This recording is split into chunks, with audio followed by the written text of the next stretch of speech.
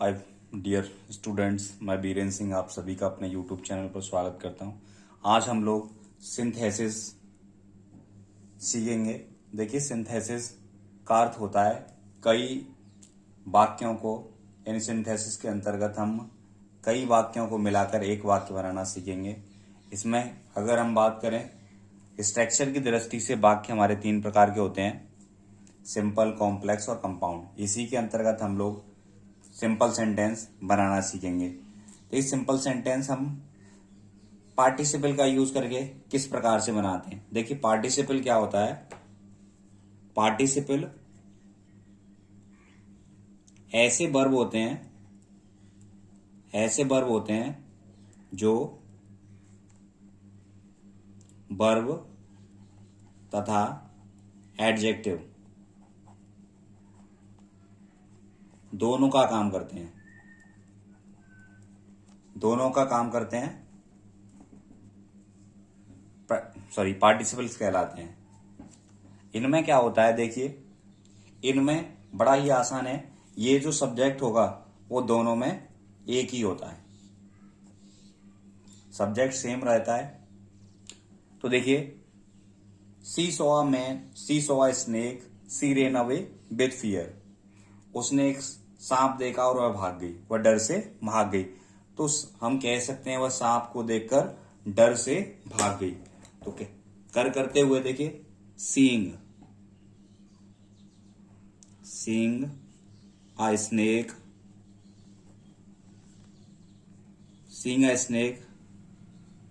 Comma, she ran away with fear. देखिए, इस जो पार्टिसिपल्स होते हैं, इनमें जो सेंटेंस दे रखा हो उनमें सब्जेक्ट सेम होगा, केवल फाइनाइट्स वर्ब डिफरेंट होगी। जैसे इसमें क्या है, सॉ है, रेन, ऐसे करके वर्ब डिफरेंट होंगे, यानी फाइनाइट वर्ब्स डिफरेंट होंगी, लेकिन सब्जेक्ट सेम होता है। देखिए, पार्टिसिपल्स तीन प्रकार के होते हैं। कितने प्रकार के पार्टिसिपल्स होते हैं? तीन प्रकार के। पहला पार्टिसिपल होता है प्रेजेंट पार्टिसिपल। प्रेजेंट पार्टिसिपल क्या होता है? यह क्रिया में आईएनजी लगाकर बनता है, यानी ये फर्स्ट फॉर्म में आईएनजी लगाकर बनता है, और हिंदी में अर्थ निकालने पर कर, करते हुए निकलता है। ठीक है ना। प्रेजेंट पार्टिसिपल क्या होता है? प्रेजेंट पार्टिसिपल में बनाते कैसे हैं? क्रिया की फर्स्ट फॉर्म आईएनजी लगाकर बनाते हैं, और हिंदी में अर्थ निकालने पर कर, करते हुए निकलता है। और प्राय एक इसमें दो कार्य एक साथ चलते हैं। एक कार्य दूसरे का पहले का फल होता है या परिणाम होता है। जैसे देखिए, ही reached home, he took off his clothes, यानी वो घर पहुंचा, उसने अपने कपड़े उतारे। तो हम कह सकते हैं घर पहुंचकर उसने कपड़े उतारे। तो कर करके हुए पहुंच कर, तो ये हमारा क्या हो जाएगा, इसमें आईएनजी लगा देंगे, रीचिंग होम, कॉमा, जैसा सेंटेंस उसमें मेन सब्जेक्ट ही है तो ही लिखेंगे, he took off his clothes. Clear है? Reaching home he took off his clothes. अगर देखिए वाक्य में हमारा सब्जेक्ट वॉज वर इजारे में आता है, तो उसको बीइंग में कन्वर्ट कर देंगे। I was hungry, I took my food. Subject दोनों सेम है। I was hungry, I took my food. मैं भूखा था, मैंने अपना खाना खाया भूखा होकर। तो बीइंग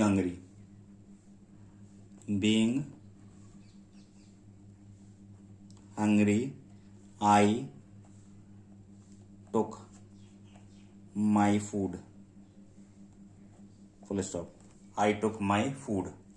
देखिए, अगर I saw Ram was playing cricket, मैंने राम को देखा, राम क्रिकेट खेल रहा था। तो देखिए, यह किसकी बात कर रहा है? ये ऑब्जेक्ट की बात कर रहा है, I saw Ram.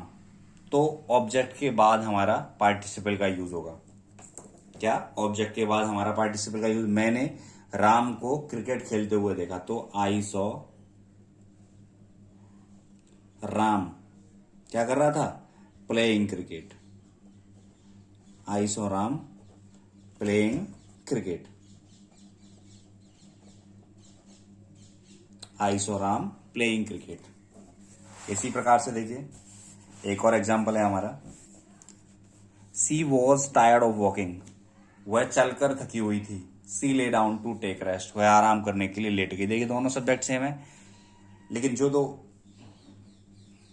Finite verb है वो भिन्न भिन्न है। वॉज टायर्ड ऑफ वॉकिंग और ले डाउन, तो क्या हो जाएगा ये हमारा? वॉज से आ रहा है तो बीइंग टायर्ड क्या हो जाएगा हमारा? Being tired. Is are am was verb को हम काय में कन्वर्ट कर देंगे? नॉन एक्शन होगा तो being tired of walking. Being tired of walking, इसके बाद जिस सेंटेंस वाक्य को जोड़ रहे हैं उसमें कॉमा लगा देंगे। सी ले डाउन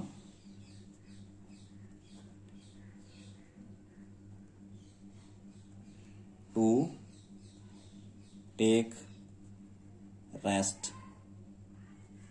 अब देखिए दूसरा होता है हमारा पास्ट पार्टिसिपल। पास्ट पार्टिसिपल क्या होता है?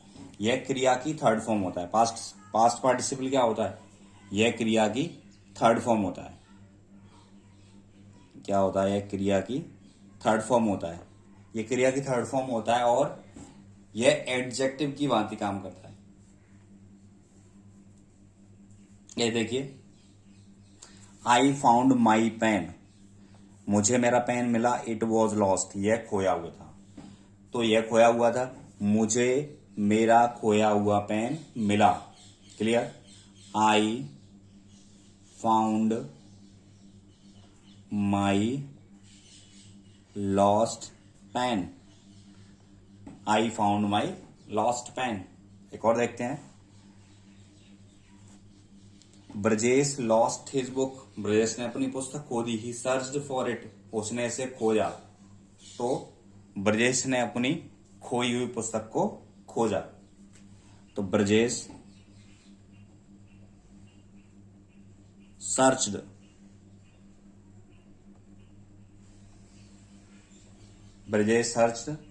His lost book. देखिए कैसी पुस्तक थी? खोई हुई। Brajesh searched his lost book. तो देखिए इसी प्रकार से हम लोग बात कर लेते हैं परफेक्ट पार्टिसिपल। तो परफेक्ट पार्टिसिपल क्या होता है? इसमें एक काम पूरी तरह से समाप्त हो चुका होता है। इसमें एक काम पूरी तरह से समाप्त हो चुका होता है और दूसरा कार्य पहले का परिणाम होता है। एक कार्य खत्म होने के बाद दूसरा कार्य शुरू होता है। ऐसे वाक्य इसको हम लोग हैविंग से आरंभ करते हैं और हैविंग के साथ क्रिया की थर्ड फॉर्म आती है एक्टिव फॉर्म में। किसमें? एक्टिव फॉर्म में। और पैसिव फॉर्म में हम लोग हैविंग बीन के साथ थर्ड फॉर्म लगाते हैं।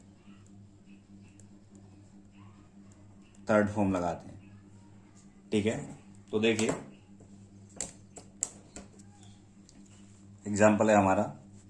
He had completed his homework, उसने अपना गृह कार्य कर लिया था, यानी पूरी तरह समाप्त हो गया। He went to play cricket, वह क्रिकेट खेलने चला गया। तो क्या पहला काम पूरी तरह से खत्म हो गया, तब वह क्रिकेट खेलने गया। तो देखिए वैसे आसानी से पहचान सकते हैं, इसमें हैड दे रखा होगा। क्या होगा? हैड आया होगा, जो काम को कंप्लीट होना दिखाता है, हैड। तो देखिए having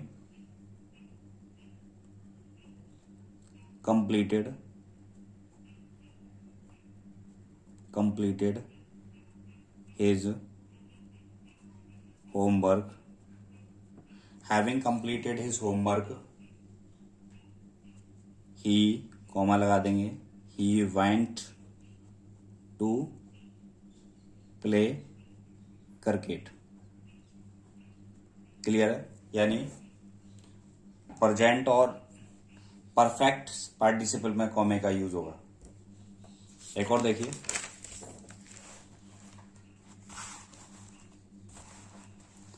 Radha was punished by her mother, C felt sorry. तो राधा को उसकी मां के द्वारा दंडित किया गया, उसे दुख हुआ। तो पैसे में वॉज पनिश हेल्पिंग वर्ब के साथ थर्ड फॉर्म आ रहा है। तो देखिए हैविंग, क्या शुरू करेंगे इसको, हैविंग बीन से। Having been punished, having been punished by her mother, comma she felt sorry, she felt sorry.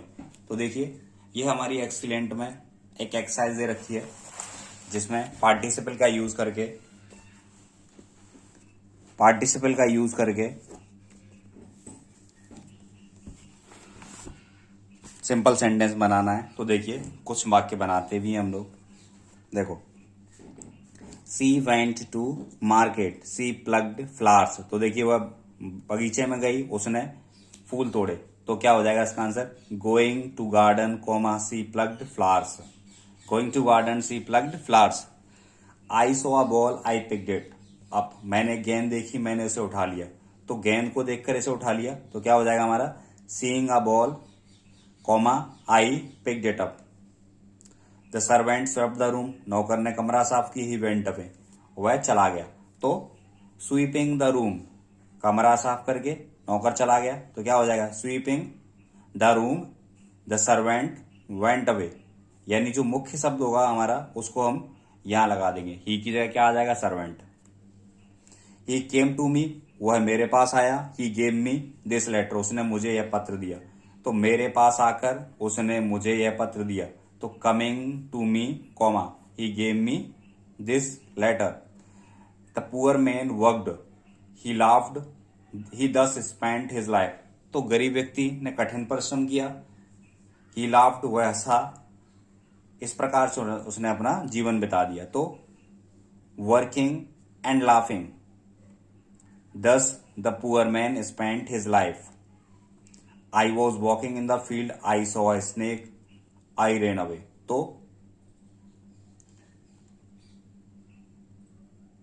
देखो, I was walking in the field, मैं खेत में टहल रहा था। I saw a snake, मैंने एक सांप देखा, I ran away, मैं भाग गया। तो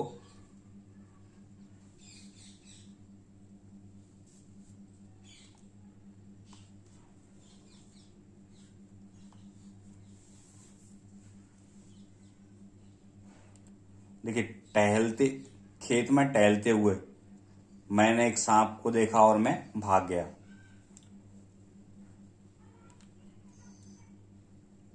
देखिए, seeing a snake while walking in the field, I ran away. He went up the hill, he saw an old temple. तो पहाड़ी पर जाकर उसने एक पुराना मंदिर देखा। तो going up the hill comma he saw an old temple. Going home he met his mother and touched her feet.